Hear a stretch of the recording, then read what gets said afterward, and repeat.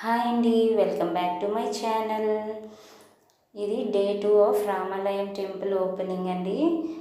మార్నింగే పాలు తీయలేని ఆవు దూడల్ని తీసుకొని వచ్చి పూజ చేసి ఆవు పాలు తీసి ఇక్కడ హోమం చేసిన వాళ్ళందరికీ పరమాన్నం ప్రసాదం వండి పెడతారు. అది అయిన తర్వాత విగ్రహాలకి పాలాభిషేకం, పంచామృతాలతో అభిషేకం చేయించారండి మొత్తం అందరినీ. అభిషేకం మొత్తం అంతా అయిన తర్వాత ఆ విగ్రహాల్ని క్లీన్గా మొత్తం వాటర్ వేసి కడిగేసి మొత్తం క్లీన్ చేశారు టవల్తో. ఎందుకంటే పంచామృతాలు ఉన్నాయి కాబట్టి అవి విగ్రహాలు ప్రాణ ప్రతిష్ఠ చేసినప్పుడు అవి క్లీన్ చేసి వేయాలి. ఎందుకంటే ఈ పాలు ఇవన్నీ ఉండటం వల్ల జిడ్డుగా అనిపిస్తాయి కదా విగ్రహాలని. సో క్లీన్ చేసి ఆ విగ్రహాలను అయితే అలంకరించారండి.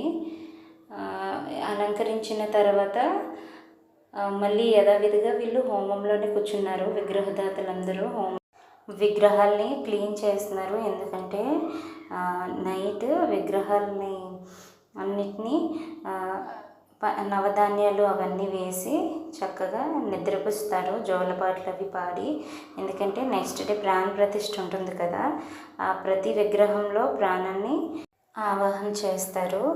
సో ఆ రోజు నైట్ అయితే మాత్రం చాలా చక్కగా దేవుళ్ళని నిద్రపుచ్చారండి. నేను ఆ వీడియో ఫుల్ లెంత్ వీడియో నేను నా బ్లాగ్లో పెడతాను, షార్ట్లో పెట్టలేను. తర్వాత మార్నింగ్ ప్రాణ ప్రతిష్ఠ ఉంటుంది కదా, సో ఏం చేశారంటే త్వరగా పూజనైతే కంప్లీట్ చేసేసారండి. ఎందుకంటే విగ్రహాల్లో ప్రాణాన్ని పైన తల దగ్గర నుంచి కింద కాలు గోటి వరకు ప్రతి దాన్ని పిలిచి మరీ ఆవాహించాలట. సో ఆ పూజనైతే, ఆ హోమాన్ని అయితే మాత్రం నార్మల్గా మనం ఎవరు చూడకూడదని పంతులు గారు చెప్పారు. సో గుడి అంతా మొత్తం అందరినీ వెకేట్ చేసేసారు. అసలు ఎవ్వరు కూడా ఆ యాగశాల దగ్గర నుంచి వచ్చే మంట ద్వారానే, ఆ పొగ ద్వారానే ఈ విగ్రహాల్లోకి ప్రాణం వెళ్తుందటండి. అంతవరకు ఇవన్నీ జస్ట్ రాతి విగ్రహాలే. తర్వాత ప్రాణం పోసాకే అవి దేవుళ్ళుగా మారుతారట. సో ఆ హోమానికి అయితే మాత్రం ఎవ్వరు కూడా అడ్డుగా ఉండకూడదని మొత్తం అందరినీ వికెట్ చేసి పంపించేశారు. ఇది ఆ రోజు నైట్ వీడియో అండి. ఈ వీడియో ఫుల్ లెంత్ అయితే మాత్రం నేను నా బ్లాగ్లో పెడతాను, ఫాలో చేయండి. Thank you, bye.